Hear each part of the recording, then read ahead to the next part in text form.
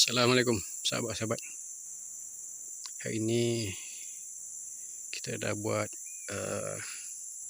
cara pecah tanah. Tu.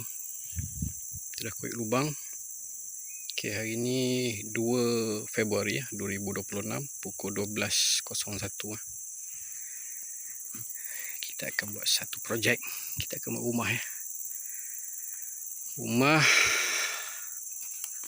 yang akan boleh menjana solar dan untuk rumah kita berehat. Dan planning kita macam ni. Kita target 1 minggu 1 tapak puting. Kita kena korek ada 9 lubang. Saiz dia dalam 16 x 16. Rumah tu dia akan bertingkat. Belah bawah ni ada ruang untuk kita mungkin beli ayam ke bawah tu. Kan, belah atas tu untuk kita rumah duduk-duduk Dan kita akan order papan plywood 2 keping untuk kita parking kat situ. Kita bancuh simen kat situ. Pasir nanti kita ambil belah sana.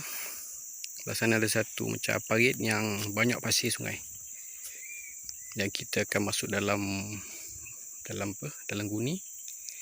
Dan kita akan bancuh kat sini. Besi kita akan siapkan kat rumah nanti. Kita buat dia punya besi R12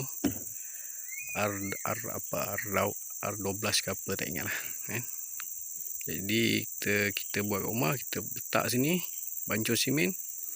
Dan dia ada tiang bulat kat sini.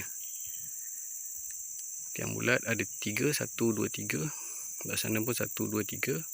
Tengah ada 3, belah ada 3 16 x 16.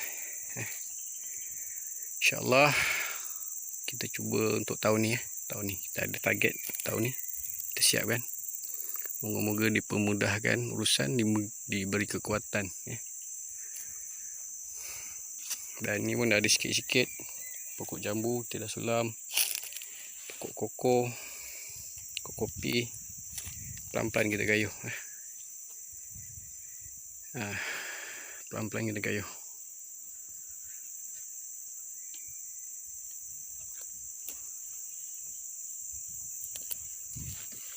Ini tapak puting. Dia dah kuit dalam sekaki. Naik dia punya tiang.